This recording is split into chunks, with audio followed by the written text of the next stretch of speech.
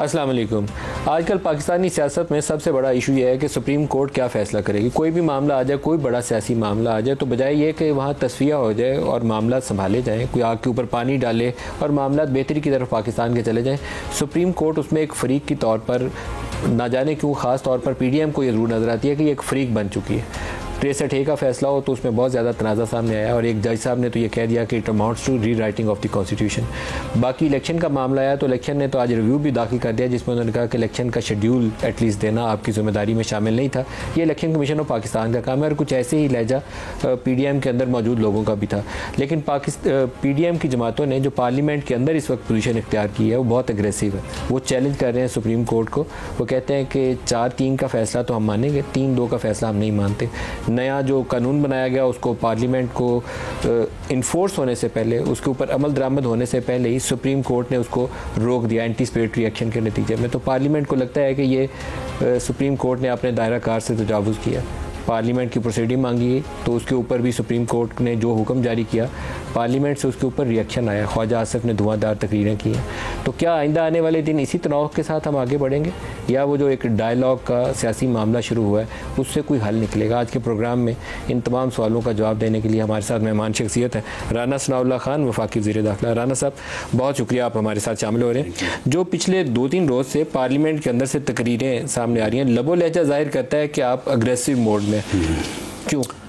नहीं, देखिए, उसमें अग्रेसिव मूड का या ये जो हालात पैदा हुए हैं उसमें बुनियादी तौर पे जो है वो मुअज़्ज़ज़ जो चीफ जस्टिस ऑफ पाकिस्तान हैं और उनके साथ अगर 3 नहीं तो 2 साहिबान जो उनके दाएं बाएं बैठे हैं, उनका एक ऐसा रवैया कि हर वो फैसला जो हुआ है वो उसी में एक ही बेंच है।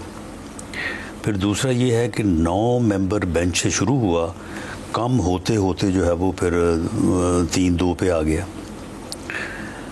फिर उसके बाद जो है वो कॉन्स्टिट्यूशन रीराइट हुआ 63A के केस में। तो उसमें ये नहीं कि ये PDM का मौक़िफ़ था या PMLN का मौक़िफ़ था, हर किसी का मौक़िफ़ है। इवन जो रिटायर्ड चीफ जस्टिस साहबान या इवन जो बार्स हैं, सब का ये मौक़िफ़ था कि ये रीराइट ऑफ कॉन्स्टिट्यूशन और ये गलत हुआ है। अब उसके बाद एक ऐसी सूरत हाल कि जिसमें 3 जज साहबान एक बात कर रहे हैं, 4 जज साहबान जो है वो इन राइटिंग अपने फ़ैसले में वो कह रहे हैं कि ये गलत है। उसके बाद जो सो मोटो नोटिस हुआ उसके मतलब एक बेंच जो है वो फ़ैसला कर रहा है 2-1 की अक्सरियत से, और सीनियर प्यूनी जज जो है वो उस बेंच को हेड कर रहे थे। उन्होंने कहा कि ये सो मोटो जो है वो गलत लिया गया है और जब तक इसके ऊपर रूल्स नहीं बन जाते उस वक्त तक जो है वो आप जो है वो सो मोटो जो भी नोटिस हैं उनके ऊपर आप समात जो है उसको मौखर कर दिया जाए। इसके बावजूद फिर जो है उसको एक सर्कुलर के जरिए से इंतज़ामी ऑर्डर के जरिए उस सुप्रीम कोर्ट के एक बेंच के फैसले को जो है वो नेगेट, नल एंड वाइट किया जाता है। उसके बाद फिर दूसरे दिन ख्याल आता है कि ये तो गलत हो गया, फिर 6 जज जो है वो बैठाए जाते हैं। अब इसी तरह से एक सीनियर जज जो कि चीफ जस्टिस भी रहे हैं लाहौर हाई कोर्ट के, मंसूर अली खान साहब, और अतर बिन अल्लाह जो कि चीफ जस्टिस रहे हैं इस्लामाबाद हाई कोर्ट के, वो कहते हैं कि पॉलिटिशियन इन रूप, यानी जज के रूप में ये सियासतदान है। दोनों ने बड़े सख्त अल्फाज का चुनाव किया। एक ने कहा इंपीरियल कोर्ट, हाँ, और दूसरे ने कहा उसमें उन्होंने कहा कि वन मैन शो, और उसमें कहा कि ये एक यानी ऐसी यानी आमरीयत है कि किसी की जो है वो बात सुनी। सर, ये तो तफसीलात की बात होगी, लेकिन अच्छा, आपके पास नहीं, देखिए, बात ये है कि पार्लियामेंट जो है, पार्लियामेंट में बैठे लोग जो हैं वो भी तो इन चीज़ों से फिर मुतासर होते हैं ना। तो जब इन चीज़ों से मुतासर होने के बाद फिर भी तमाम सियासी जमातों ने, पार्लियामेंटेरियंस की जितनी भी नुमाइंदगी है पार्लियामेंट में, उनकी तमाम जमातों ने जाके कहा कि जनाब ये इतना कुछ हो गया है, ये 8-7 की जो तकसीम है, मेहरबानी करें फुल बेंच बढ़ा दें और फुल कोर्ट बेंच जो है जो फैसला कर दे हम तस्लीम करेंगे। दूसरी तरफ जो पटिशनर है PTI, उन्होंने कहा कि जी बिठा दें, हमें कोई एतराज़ नहीं है। इसके बावजूद ये ज़िद, ये यानी इस तरह का यानी रवैया जो है, राना साहब जो वो तासुर फिर ये इस है बात को दावत कि देता आप है जब फुल कोर्ट कि एग्रेशन हो। आपकी जो फुल कोर्ट की सजा है वो है माइनस जस्टिस नकवी और माइनस जस्टिस इजाजुल हसन। तो उसमें अगर मौजूदा कंपोजिशन को हम सामने रखें तो वो 8-7 की जो तकसीम है ना, ये 8-7 से एकदम से 6-7 हो जाएगी, 7-6 हो तो जाएगी। अगर फिर सुप्रीम कोर्ट की ये हालत सामने आ जाए कि हर आदमी जो है ये इस तकसीम को 8-7 ये 2 निकल जाएंगे, तो ये आप भी यही देख रहे हैं, ये जो है वो अक्सरियत में होगा, इधर से एक निकलेगा तो वो अक्सरियत में होंगे। जब ये सूरत हाल हो तो फिर वो तकद्दस, वो इज़्ज़त जो सुप्रीम कोर्ट का खासा है और जो होना चाहिए, वो फिर आप क्लेम नहीं कर सकते सर। लेकिन ये जो आपका एग्रेसिव पोस्चरिंग है, इसका कुछ नुकसान भी हो सकता है। एक पूरी सुप्रीम कोर्ट का वजूद जो है वो ख़तरे में है इस वक्त। पार्लियामेंट का वजूद भी खतरे में है, पार्लियामेंट का वजूद भी खतरे में है। तो अब अगर सुप्रीम कोर्ट जो है वो इस वक्त कैबिनेट को बुला के, क्योंकि मुस्तफ़ा अपेक्स केस जो है उसमें अब वज़ीर आज़म गवर्नमेंट नहीं है, गवर्नमेंट जो है वो अब वज़ीर आज़म प्लस कैबिनेट है। ये ख़ुद इन्होंने ही जो है ये फैसला किया हुआ है। अगर वो कैबिनेट को बुला के उसको कंटेम्प्ट नोटिस देते हैं तो फिर पार्लियामेंट जो है वो, या तो फिर पार्लियामेंट जो है वो रुस्वा होगी, तो या फिर उसको रुस्वा करने वाले रुस्वा होंगे। तो सर इसका मतलब है कि दोनों में से एक बचेगा। मामला ये इस नहज पे पहुंच गया है, तो क्या ही अच्छा होता कि इस यानी जो है वो नहज पे मामले को आने से पहले, या अब आ भी चुका है, तो क्या फुल कोर्ट बैठ के इज्तिमाई दानिश को अगर आवाज़ दी जाए तो इसमें आप मुझे बताएं मुज़ायका क्या है, तो राना इसमें साहब, नुकसान क्या है? राना साहब फिर ये बात तय है कि ये लड़ाई अगर इसी तरह चली तो फिर दोनों में से कोई एक बचेगा, या पार्लियामान या सुप्रीम कोर्ट। देखें जी, इसमें अब गवर्नमेंट, पार्लियामेंट, PMLN अब हमारे लिए पीछे हटने का कोई रास्ता नहीं है। और अगर लड़ाई बरकरार रहती है तो बरकरार रहती है, उसमें फिर ठीक है। अगर नुकसान होता है तो ये फिर अल्लाह की मर्ज़ी है, अब हम इससे पीछे नहीं हट सकते। अल्लाह की मर्ज़ी से क्या मुराद है? फिर या पार्लियामेंट जाएगी तो या फिर सुप्रीम कोर्ट जाएगी, दोनों में से कोई और ऑप्शन नहीं। लेकिन ये पहल जो है ये सुप्रीम कोर्ट की तरफ से होगी। जाएगा कौन? ये फिर कोई भी जा सकता है, सुप्रीम कोर्ट भी जा सकती है और आप भी जा सकते हैं। लेकिन ये वार जो है ये सुप्रीम कोर्ट की तरफ से होगा। तो आप जो भी वार की कोशिश कर रहे हैं, नोटिस जो है वो सुप्रीम कोर्ट जारी करेगा, अब करेंगे वो कोई फैसला जो है वो सुप्रीम कोर्ट की तरफ से होगा। यहाँ इस्लामाबाद में वो फैसला जो है या वो इम्प्लीमेंट हो जाएगा तो पार्लियामेंट जो है वो, या गवर्नमेंट का नुकसान होगा, और अगर वो इम्प्लीमेंट ना हुआ तो फिर सजाद अली शाह की तर्ज के ऊपर फिर जाओ उनको घर जाना पड़ेगा। आपको लगता है कि वो सजाद अली शाह वाला 97 का मॉडल अभी दोहराया जा सकता है? बहरहाल जब किसी का वजूद जो है वो ख़त्म होने पे आए तो हर कोई कोशिश तो करता है कि उसका वजूद बरकरार है। हम अपनी कोशिश तो पूरी करेंगे। इसका मतलब है ये बका की जंग में कोई भी वार हो सकता है। देखिए जी, बका की जंग तो फिर हर कोई लड़ता भी है और हर किसी को लड़ने का हक भी पहुंचता है। इस्लामाबाद में 6 में गोइयाँ थी कि शहबाज शरीफ के साथ 3-4 जो सीनियर वज़रा हैं उनको कंटेम्प्ट का नोटिस हो सकता है। उसमें राना सनाउल्लाह हैं, इसाक डार हैं, ख्वाजा आसिफ हैं। तो ये यहाँ है, ये चल रही है कि ये 4-5 लोग साथ तलब होंगे। नहीं, इस वक्त तो ये है कि वो अगर पूरी कैबिनेट को भी तलब करना चाहें तो पूरी कैबिनेट में से भी एक मेंबर भी नहीं होगा जो पीछे रहेगा। उसमें बुनियादी जिम्मेदारी वो 3-4 के ऊपर, बल्कि देखें कोई अपना जो है ना वो हादसा जो है ना कोई भी जो है वो फिल फॉर नहीं होता, उसके पीछे वजूहात पता नहीं कब से हो रही होती हैं। ये जब से वज़रा आज़म को फांसी की सज़ाएँ, नाअहली की सज़ाएँ और सुप्रीम कोर्ट की तरफ से जो है वो डिक्टेटर पाबंद आइन में उनको अमेंडमेंट करने का इख्तियार, ये सारी चीज़ें जस्टिस मुनीर से लेके आज तक ये इकट्ठी होती जो है ना, वो जैसे कहते हैं ना कि बस्ती बसाना आसान नहीं, ये बसते बसते बस्ती है। तो अब ये मामला जो है ना ये जुड़ गया है। अब इसमें पार्लियामेंट जो है वो अब इस नहज पे ये मामला आ गया है कि या तो यहाँ पे कोई रास्ता निकलेगा, और अगर रास्ता निकलेगा तो वो विन विन पोजीशन होगी दोनों साइड्स के लिए और इस मुल्क के लिए भी। लेकिन अगर तसादम होता है तो इसमें फिर तबाही है। तो फिर आज या पार के लिए आप तैयार हैं? जी बिल्कुल तैयार हैं। सर, जब ये जजेस की बहाली हुई, यूसुफ रज़ा गिलानी वज़ीर आज़म थे, तो आपकी जमात नवाज शरीफ उस वक्त एक मार्च लेकर आ रहे थे। मार्च को रोका गया, जनरल कियानी ने उसके अंदर मुदाखलत की। एक एग्जीक्यूटिव ऑर्डर के जरिए जजेस की बहाली हुई थी जी।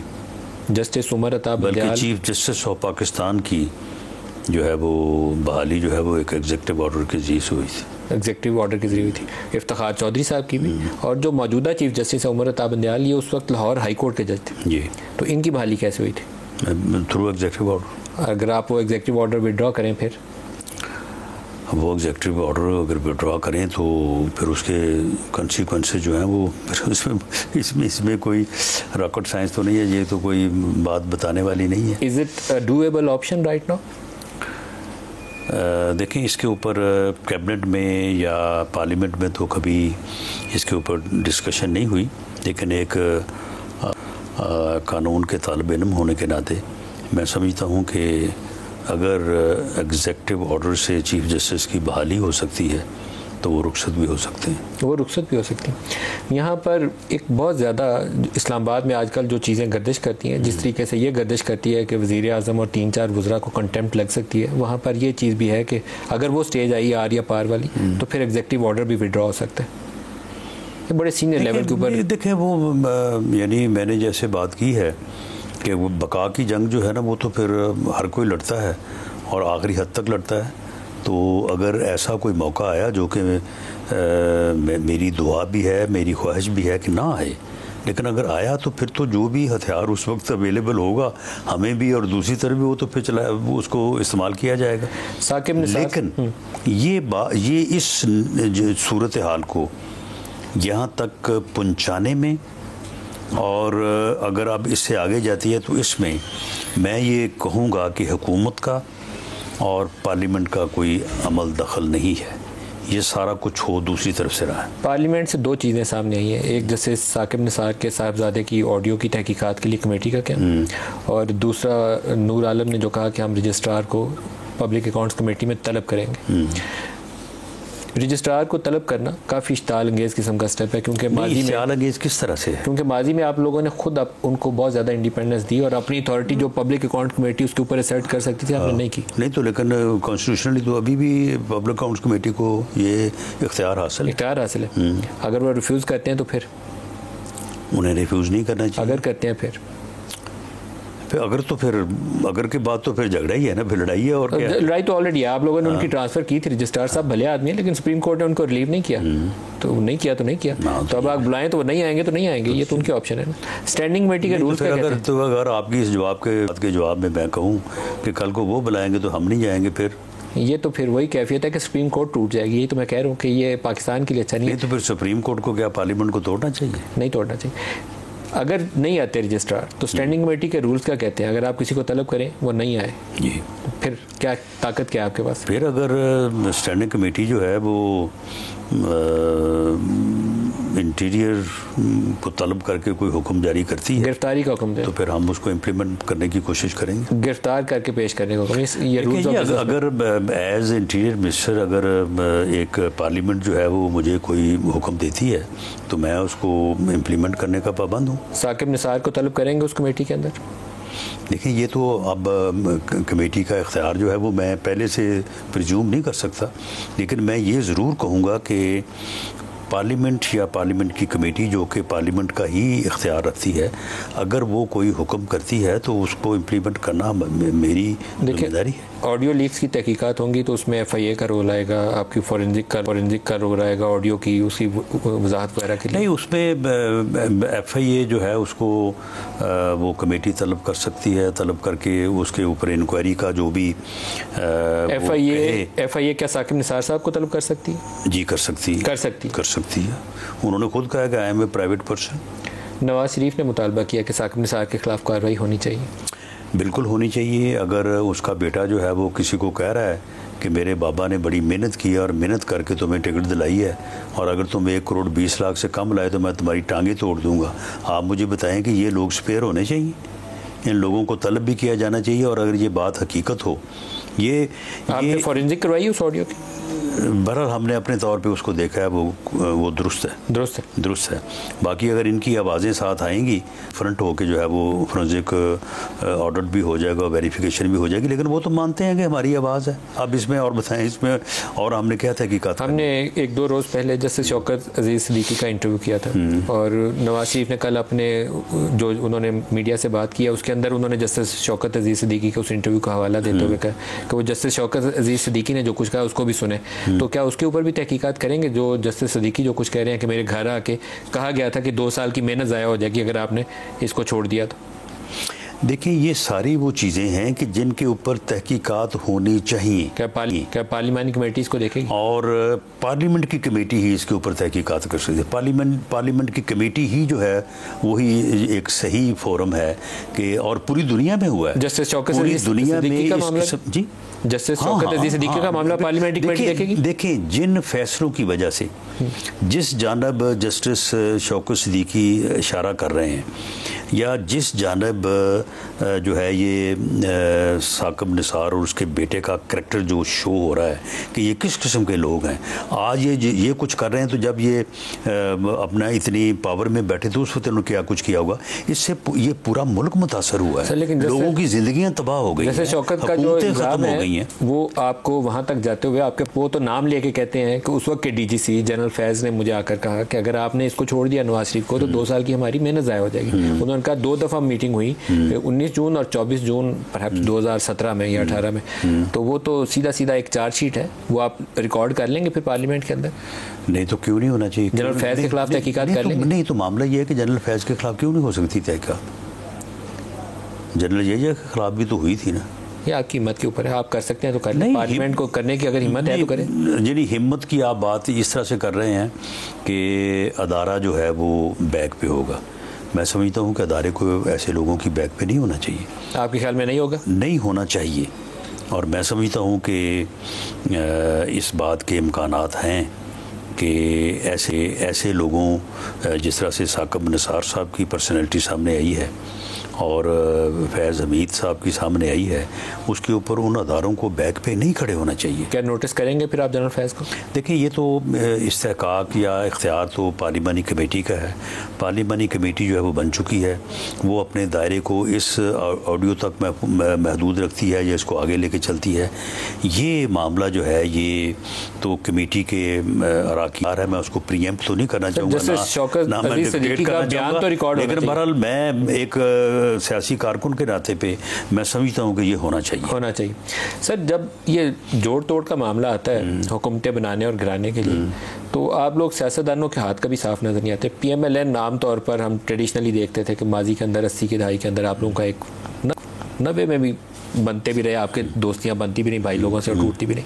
अभी इमरान खान ने जो बयान दिए हैं, मैं उसकी तरफ थोड़ा सा चाहूँगा कि आप थोड़ी सी रोशनी डालें।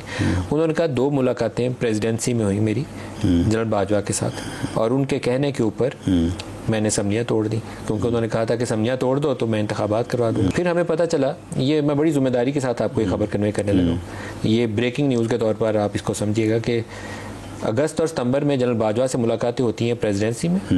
आरिफ अलवी साहब भी मुलाकात में मौजूद थे, या एक हिस्से के तौर पर मौजूद थे, दूसरे हिस्से में बाहर बैठे। फिर इसके बाद एक बड़े ही सीनियर शख्सियत ने कहा कि असद उमर साहब और परवेज़ खटक साहब आर्मी हाउस पिंडी जाते हैं और आर्मी हाउस पिंडी जाके एक्सटेंशन की दोबारा तजवीज़ देते हैं। ये तजवीज़ डिस्कस हो चुकी थी प्रेसिडेंसी के अंदर, इमरान खान ने दी और जनरल बाजवा ने सुनी कि 8 महीने की एक्सटेंशन ले लें, इंतखाबात करवाएं, फिर जाएं। फिर परवेज़ खटक और असद उमर दोबारा जाते हैं कि अब तो नवंबर करीब आ रही है, जाने से पहले आप इंतखाबात करवा के जाएँ, तो एक्सटेंशन के ऊपर हम लोग पार्लियामेंट में जाके आपको वोट करेंगे, और नवाज शरीफ की डिस्क्वालिफिकेशन उसके ऊपर भी पार्लियामेंट से अप्रूवल ले देते हैं, और आप एक्सटेंशन ले लें, इंतखाबात करवाएं और फिर आप चले जाएँ। लेकिन कहा जाता है कि नवाज शरीफ ने इस ऑप्शन को स्ट्राइक डाउन कर दिया, उसे रद्द कर दिया कि नहीं, ये तरीक़ाकार मुझे काबिल कबूल नहीं। क्या ये बात सही है? हाँ, ये बात इस हद तक तो दुरुस्त और मेरे इल्म में है कि एक्सटेंशन की बात उन दिनों में चल रही थी। हमारी तरफ भी कुछ लोग थे जो इस हक़ में थे कि एक्सटेंशन जो है वो दे दी जाए, और ये जो कहा जाता है, या बाजवा साहब ने भी शायद कहीं कहा है कि जी मैं तो एक्सटेंशन के हक़ में नहीं था, ये बात मुझे दुरुस्त नहीं लगती। एक्सटेंशन के शायद वो हक़ में थे, और इमरान खान साहब तो ऑन रिकॉर्ड हैं, इन्होंने तो खुद कहा था कि आप एक्सटेंशन ले लें और मार्च तक आप रहें और इलेक्शन जो है वो करवा के आप जाएं। मियां नवाज शरीफ साहब से जो भी उस दौरान मुलाकातें होती रही हैं, जब मुझे इत्तफाक हुआ है, मियां नवाज शरीफ साहब कभी भी एक्सटेंशन के हक़ में नहीं थे। वो जब बाजवा साहब बने हैं चीफ ऑफ आर्मी स्टाफ, उस वक्त भी एक्सटेंशन का मामला जो है वो चल रहा था। वो उस वक्त भी एक्सटेंशन के हक़ में नहीं थे, वो आज भी जो है वो एक्सटेंशन के हक़ में नहीं थे। अगर वो इसके ऊपर उनका इतना हार्ड स्टांस और ना होता तो मेरा ख्याल है कि शायद ये मामला हो जाता। लेकिन इस्टेब्लिशमेंट के रोल के ऊपर आपको दोबारा लाऊंगा। इमरान खान ने एक से ज़्यादा मौके के ऊपर कल उन्होंने दोबारा कहा है कि जनरल परवेज़ मुशर्रफ के वक्त से हमें ISI और इस्टेब्लिशमेंट बार बार आगे कहती थी कि ये सारे चोर हैं, और अभी भी वो मुलाकातें कह रहे हैं। अगस्त सितंबर के महीने तक मुलाकातें कर रहा था, अक्टूबर के महीने में मैंने आर्मी हाउस की मुलाकात का आपको हवाला दिया। तो इस्टेब्लिशमेंट का क्या अरेंजमेंट था पोलिटिकल लोगों के साथ, थोड़ा सा उस पर तो रोशनी डालें। देखिए, पोलिटिकल लोगों के बारे में इस्टेब्लिशमेंट का जो भी रोल रहा है, तो मामला ये है कि इसे बंदा पूछे कि तुम इस्टेब्लिशमेंट के कहने पे और एजेंसियों की रिपोर्ट्स के ऊपर जो है वो ये शोर शराबा सारा कर रहे थे, क्या नॉलेज था तुम्हारा? और तुम उनका जो है वो एक मोहरा बन के तुमने 2014 से लेके 2023 तक 22 तक जो है वो तुमने इस मुल्क का जो है वो सत्यानाश किया, इस मुल्क की सियासत को ख़राब किया और इस मुल्क में ओए तोए का कल्चर लेके आए, चोर चोर और डाकू डाकू का कल्चर लेके आए। तो ये तुम एजेंसियों का मोहरा थे तुम। ये यानी मामला ये है कि जब अब ये बात करता है तो ये अपने इस गंद को एक साइड पे करके तो ख़ुद को पाकीज़ा साबित करने की कोशिश करता है। ये अपने ओन करे ना कि मैंने ये हरकत की है, मैं इस तरह से इस्तेमाल हुआ हूँ। और उसके बाद ये आए सियासतदानों में, ये सियासतदानों के तो मुतल्लिक़ भी कहता है कि जी मैं बात करने को तैयार नहीं हूँ, मैं इनके साथ जो है वो बैठने को तैयार नहीं हूँ।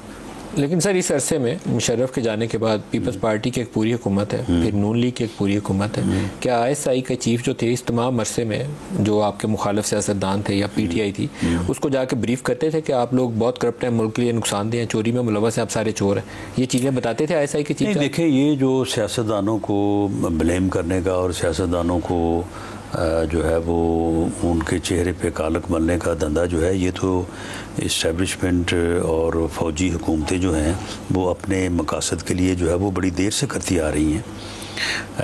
जुल्फ़िकार अली भुट्टो के ज़माने में अगर ये चीज़ें कम थी तो वैसे वाइट पेपर जुल्फ़िकार अली भुट्टो के बारे में भी इन्होंने शाया किया था, लेकिन उसमें कोई ऐसी चीज़ें इनको नहीं मिली तो उसके ऊपर जो है इन्होंने कत्ल का मुकदमा बना दिया, उसको वहाँ से जो है वो सज़ाए मौत दिला दी। और वो सारा कुछ भी जो है वो हाई कोर्ट का पूरा बेंच जो है वो मैनेज था। सुप्रीम कोर्ट में जब उनकी अपील थी तो सारा बेंच जो है वो मैनेज था। मामला ये है कि एक आदमी जिसके पास ताकत है या एक कुव्वत जिसके पास ताकत है, अगर वो उस ताकत के ज़ोर पे नीचे लोगों को लड़ाने या लोगों को ख़राब करने की कोशिश करे तो आप उन लोगों को इल्ज़ाम नहीं दे सकते। ज़्यादा इल्ज़ाम उसके ऊपर है जिसके पास ताकत है, जिसके पास माइट है और उसकी बुनियाद के ऊपर वो लोगों को ख़राब कर रहा है। लेकिन जब लोगों को समझ आई, पीपल्स पार्टी को समझ आई, PMLN को समझ आई, उन्होंने जो है वो चार्टर ऑफ डेमोक्रेसी किया, इन्होंने ये तीसरा निकाल लिया। तीसरा किसने निकाला? तीसरा इस्टेब्लिशमेंट ने। ये इस्टेब्लिशमेंट का मोहरा है, ये इस्टेब्लिशमेट का मोहरा है। लेकिन सवाल ये है कि इसको निकाल लिया और इसकी तरबियत ऐसी की कि तुमने जो है ये सियासत यानी तुमने अपने मुखालफों के साथ बैठना नहीं हो, इसकी बुनियाद ही इस बात के ऊपर रखी। अब ये उसी बुनियाद के ऊपर चल रहा है। इसके होते हुए इस मुल्क में सियासी इस्तेहकाम नहीं हो सकता। सर ये जुमला आपका बहुत खतरनाक है। इंटीरियर मिनिस्टर है आप कहते हैं इसके होते हुए मुल्क में अमन इस्तेहकाम नहीं हो सकता। मैं उसके सियासी वजूद की बात कर रहा हूँ ना, मैं कोई ज़ाती तो उसके साथ मेरी कोई मुखासमत मुखालफत या उसके साथ मेरा कोई अनाद नहीं है। आज वो सुबह जो है वो रिटायर हो जाए तो मेरे लिए तो वो हार्मलेस है। मैं उसके सियासी वजूद की बात कर रहा हूँ और मैं ये चाहता हूँ कि या मेरी ये ख्वाहिश है, मेरी ये अपील है कि कौम इसका इदराक करे, इसकी शनाख्त करे और अपने वोट की ताकत से इसका सियासी वजूद जो है इसको माइनस करे, वरना ये मुल्क और कौम को किसी हादसे से दो चार कर दे। राना साहब ये गुफ्तगू जारी रहेगी, एक ब्रेक ले लें जी, हमारे साथ रहिएगा। प्रोग्राम में दोबारा खुशामदीद कहते हैं। राना साहब, ISI अगर आपकी हुकूमतों में इमरान खान को ये बताती थी कि आप लोग बहुत करप्ट हैं, तो क्या अब ISI आपको आके बताती है कि इमरान खान ने क्या किया था दौरे हुकूमत में, या उनके 3.5 साल में आपको कोई ऐसा ब्रीफ मिलता था? देखें, अब अगर ISI का वो किरदार होता जो किरदार आज से पहले जो रहा है, तो फिर ये इनकी ज़मानतें जो है वो चौथे दिन और छठे दिन हो जाया करें, फिर इमरान खान को जो है वो गिरफ़्तार ना किया जा सके, फिर परवेज़ इलाही को गिरफ़्तार ना किया जा सके। देखें, आज इस्टेब्लिशमेंट का या एजेंसीज़ का वो किरदार नहीं है जो 2018 में था, 17 में था, 16 में था। सर, परवेज़ इलाही के और जो कुछ घर में हुआ या शुजात के साथ भी उनका इकट्ठे घर है, क्या ये दुरुस्त कदम था या काबिल मज़म्मत है? देखें, मैं इस इक़दाम के दोनों पहलू जो हैं, मैं उनको समझता हूँ कि ये गलत है। मैं इन दोनों पहलुओं को किसी तौर पे ऊपर एक सियासी कारकुन के तौर पे इंडोर्स नहीं कर सकता। हुआ कैसे? नंबर 1, चौधरी परवेज़ इलाही को ऐसा नहीं करना चाहिए था। वो भाई, तुम इतने बड़े लीडर हो, तुम 2 दफ़ा या 3 दफ़ा तुम चीफ मिनिस्टर रहे हो, अगर ये चले गए हैं वारंट लेके तो तुम्हारा क्या चाहता है? तुम्हारी सियासत में भी जो है वो तुम्हें फ़ायदा पहुंचता हो, चौथे दिन, 5वें दिन, 6ठे दिन तुम बेल पे आ जाते। यानी इस तरह से चोरों की तरह छुप कमरों के अंदर जा घुसना और आगे से आगे किसी तरफ से दीवार बनाना या किसी जगह पे छुप के बैठ जाना, ये मैं समझता हूँ कि उसके लिए भी इंतहाई नामुनासिब। और ये जो उसके उनकी दीवारें फैलागी गई, जिस तरह से उसके गेट को जो है वो बुलडोज किया गया, मैं समझता हूँ ये भी गलत था। काबिल मज़म्मत है सर। जी बिल्कुल। इसमें सर, ये जो 4 दीवारी है और घर की ख़वातीन है, इसका अगर आप तकद्दुस नहीं बरकरार रखेंगे ना, तो कल आपके घरों के साथ मैं समझता हूँ कि इसका तकद्दुस है वो बाई आल मीज़ जो है वो बरकरार रखा जाना चाहिए और रखा जाना चाहिए था, ये था। और मुझे इस बात के ऊपर अफसोस है। मरियम के होटल के कमरे में वो तोड़ के दरवाज़ा या जैसे भी ताला तोड़ के घुसे थे कराची में, तो सब ने मजम्मत की थी। शहबाज शरीफ की बेटियों वाले मामले में किसी ने उसको शाबाशी दी थी। देखें, हमारे अब हुआ कैसे, कौन था इसके पीछे? हमारे रवाज है ना ये कि मरियम नवाज़ के जब बेडरूम में ये जिस तरह से दाखिल हुए दरवाज़ा तोड़ के, तो हम सब ने तो मजम्मत की, लेकिन दूसरी तरफ से तो किसी ने मजम्मत ना की। चौधरी परवेज़ इलाही को तो उस वक्त ये हौसला ना हुआ कि वो कम अज़ कम जो है वो मेरी हद तक यही कह देता कि ये है, या मैं इसके ऊपर जो है वो मैं इसको इंडोर्स नहीं कर सकता। साहब, एक गलत काम को दूसरे गलत काम से जस्टिफाई नहीं, लेकिन देखें ना, फिर बात ये है ना कि जब आप दूसरे को गाली देते हैं तो फिर दूसरे से आप दुआ की जो है वो तवक्को तो ना करें। वो अगर हमारे साथ ये कुछ करते रहे हैं तो हम अब इससे ज़्यादा आगे बढ़ के ये बात करने की पोजीशन में, या हमारा भी फिर जो है वो दिल आमादा नहीं होता कि हम अफसोस के इजहार से आगे भी कोई बात करें। हालांकि ये होना चाहिए उस वक्त भी इमरान खान को मजम्मत करनी चाहिए थी, चौधरी परवेज़ इलाही को मजम्मत करनी चाहिए थी, और आज भी मैं समझता हूँ। क्या इमरान खान को सिक्योरिटी खदशात हैं? जी हैं। और इस वक्त तो बहुत ज़्यादा है। तो फिर आप 150 FIR दर्ज करा के उसकी रोज़ाना जो परेड करवा रहे हैं उससे करने से बाज आ जाए? नहीं, तो वो ना 150 FIR की वजह से उसको सिक्योरिटी थ्रेट है, उसकी अपनी हरकतों की वजह से सिक्योरिटी थ्रेट है, और वो बाज नहीं आता। कहाँ से सिक्योरिटी थ्रेट? उसे सिक्योरिटी थ्रेट इस तरह से है, देखें आप ये जो वज़ीराबाद वाला अटैक हुआ था उसके ऊपर, वो वहाँ पे जो नवीद बशीर जो मुलज़म पकड़ा गया, ख़ुद इन्होंने पकड़ के जो है वो दिया पुलिस को। उसकी जो फर्स्ट स्टेटमेंट है उसमें आप पूछें, वो उसको आप देख लें, वो वीडियो जो है वो मैंने सुनी है सारी दोहराए बगैर, लेकिन क्या नहीं सुन ले, सिर्फ एक ग्रुप है, एक लड़का है। हाँ, यस, वो रिलीजियसली मोटिवेटेड है और उसके पीछे कोई नहीं है। आप मुझे बताएं कि उसके पीछे अगर वो किरदार होते जो ये जिनको ये अलर्ज कर रहे हैं, तो वो 3 दिन पहले जो है वो वज़ीराबाद से जो है वो 20,000 का पिस्टल खरीदता वो, और उसके अटैक का ये तरीक़ाकार होता। वो रिलीजियसली मोटिवेटेड था और उसने जो है वो ये काम किया। और जो उसने कहा कि जी ये एक औरत ने इसके मतलब ये बात की और इसे सल्लल्लाहु अलैहि वसल्लम के साथ जो है वो इसको जो है वो खड़ा किया, तो वो क्वेश्चन करने वाला कहता है कि यार उसने तो कोई बात नहीं, उसने कहा कि नहीं, वो औरत ने जब बात की थी तो ये पास ही खड़ा था, इससे उसको मना नहीं किया। अब इस चीज़ को देखें, और उसके बाद आप ये इस वक्त जो सोशल मीडिया पे जो वीडियो वो उस बच्चे की वायरल है, वो बच्चे को बचा के रखें। मुझे लगता है ये आप बहुत ही गलत तरफ हम चले गए हैं। लेकिन नहीं कहना चाहिए था, वो जो अल्फाज का चुनाव था दुरुस्त नहीं था। लेकिन इसको मना करना चाहिए था। इसे उसी वक्त ये कहना चाहिए था कि देखो बेटा ये बात तुमने गलत की है, हम तो और हमारे बाप भी, हम तो उनके कदमों की खाक के बराबर नहीं। उनसे कोई है ही नहीं, अपना मुआवजा करना तो खैर तौबा करनी चाहिए। तो फिर ये क्यों किया सर? लेकिन खतरा आप नहीं, आप मुझे बताएं, ये क्या सिर्फ मजहबी इंतहापसंद से खतरा है या कोई और भी खतरा? मैं समझता हूँ कि मैं तो उस दिन से, क्योंकि खुदा ना खास्ता जो है वो कोई ऐसा वाक़या होता तो उसने तो हमारे ऊपर तो उसने पहले ही FIR कटवाई हुई है ना, यानी कत्ल होने से पहले उसने अपने कत्ल की FIR कटवाई हुई है। लेकिन मैं सीरियसली जो है वो इस बात के ऊपर फ़िक्रमंद हूँ कि ऐसा, क्योंकि हमें अपने लोगों के जहनों का या उनकी सोच का पता है ना, मैं समझता हूँ कि इसे बहुत एहतियात करनी चाहिए। सर, जो पॉलिटिकल डायलॉग है आप लोगों का इस वक्त, उसकी क्या पोजीशन है? क्या वहाँ से कुछ रिजल्ट निकलेगा? कहते हैं कि एक दिन इंतखाबात के ऊपर इत्तेफाक राय हो गया, आप लोगों का हो गया? PTI ऑन बोर्ड है कि एक दिन इलेक्शन? बिल्कुल, PTI एक नुक्ते को ये समझ रही है कि एक दिन अगर इंतखाब ना हुआ तो ये तबाही होगी, तबाही हो जाएगी। एक दिन इंतखाब होना चाहिए। इसके ऊपर आप अब इत्तेफाक राय में हैं? इत्तेफाक राय। राना साहब, ये गुफ्तगू जारी रहेगी, एक ब्रेक ले लें जी, हमारे साथ रहिएगा। प्रोग्राम में दोबारा खुशामदीद कहते हैं। राना साहब, कि इंतखाबात कब होने? वो उस वक्त जब असम्बलियों की मुद्दत पूरी हो। ये आपने उनको PTI को बता दिया? जी बिल्कुल, उनको बताया, उनको कहा है कि ये आपने असम्बलियाँ जो तोड़ी हैं, आप बताएं ना किस बुनियाद के ऊपर तोड़ी। आपने विद मेलाफाइड इंटेंशन सिस्टम को डिरेल करने के लिए और सिस्टम को जो है वो नुकसान पहुंचाने के लिए आपने ये असम्बलियाँ तोड़ी हैं, और इसीलिए आप असम्बली से इस्तीफे दे के बाहर आए हैं।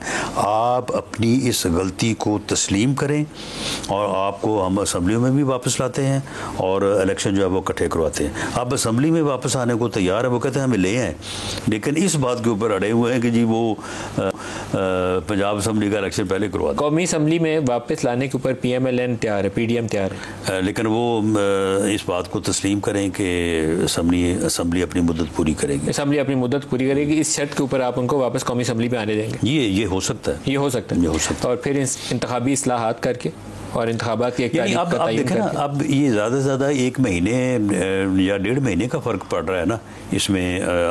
हमारी बात में वो जुलाई मांग रहे हैं, यानी वो जुलाई कह रहे हैं, तो आप 30 सितंबर कह रहे हैं। 30 सितंबर यानी वही या 8 अक्टूबर, 1.5-2 महीने का फ़र्क है। अब इस वक्त election commission free fair election करवाने का कोई जो है ना वो कोई एक्सरसाइज नहीं है, कोई उसके पास इंतज़ाम नहीं है। अगर सर जोड़ के बैठें और रिक्वायर्ड अमेंडमेंट्स करें और इलेक्शन कमीशन को वो ताकत दें, तो तब जाके इलेक्शन कमीशन जो है वो 8 अक्टूबर तक या 30 सितंबर तक या 8 नवंबर तक जो है वो फ्री फेयर इलेक्शन कराने की पोजीशन में होगा। तो इसलिए अब ये काम करने वाला है, ये जो बात कर रहे हैं कि ये 14 मई को इलेक्शन करा दें। 14 मई को इलेक्शन कैसे हो सकते हैं? क्या आप में ये कोई है अंडरस्टैंडिंग, या लगता है आपको इन एंटिसिपेशन के पाकिस्तान तहरीक इंसाफ 30 सितंबर के ऊपर रजामंद हो जाएगी? बहरहाल उन्हें होना चाहिए, लेकिन अगर नहीं भी होंगे तो इलेक्शन जो है ये अक्टूबर से पहले, और कौमी assembly, Sindh assembly, Balochistan assembly अपनी मुद्दत किए बगैर जो है वो डिज़ोल्व नहीं हो। 13 अगस्त उनकी मुद्दत है। 13 या यही 17 अगस्त, तो वो मुद्दत पूरी होगी तो उसके बाद इंतखाबी अमल विदिन 60 डेज वाला, अगर असम्बली मुद्दत पूरी करे विदिन 60 डेज जो है वो मुकम्मल होगा। और इसमें एक ही बात है, उनको ये ख़तरा जो है कि जी उस वक्त हम कोई एमरजेंसी क्लास बुरे कार ला के तो कहीं ये 6 महीने के लिए अक्टूबर 2023 की बजाय 2024 ना कर लें। मेरा ख्याल इसके ऊपर उन्हें बात करनी चाहिए, इसके ऊपर बात करनी चाहिए। हाँ, इसके ऊपर। ये आपकी इंटेंशन है इमरजेंसी वाली या नहीं है? देखिए, अगर इनके यही हालात रहे तो फिर इंटेंशन कुछ भी हो सकती है। ये बारगेनिंग के तौर पर आप आई थिंक बयान दे रहे हैं, क्योंकि आपकी सीनियर लीडरशिप जो है उनसे जब पूछा जाए तो वो कहते नहीं है इमरजेंसी वाली कोई नहीं। तो फिर ये इंसान बने ना, ये इस किस्म के हीलो बहानों में ना जाएंगे। इत्तेफाक राय कर लेंगे, क्योंकि मुल्क इस वक्त तकाजा करता है कि आप लोग MF को ऑन बोर्ड लाएं, इंतखाबी अमल पे इत्तेफाक राय करें, पाकिस्तान आगे चले। देखिए जी, मैं तो एक सियासी कारकुन के तौर पे समझता हूँ कि इत्तेफाक राय के बगैर ये मुल्क अब चल नहीं सकता।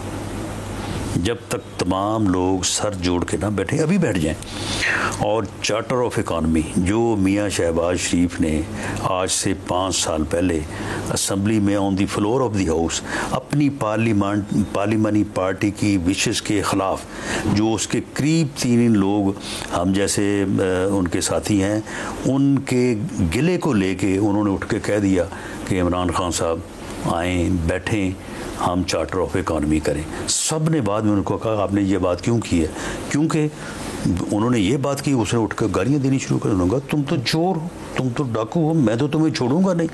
तुम कहते हो कि मैं तुम्हारे साथ बैठ जाऊँ, मैं तुम्हारे साथ क्यों बैठूँ? राना साहब जो सेंसस चल, लेकिन अब ये बैठे बगैर, भले इस इलेक्शन में कोई जीते कोई हारे, इस बैठे बगैर ये मुल्क नहीं चलेगा। सर इमरान जीते तो उसे हुकूमत करने का पूरा हक है, उसे हुकूमत करने देना चाहिए।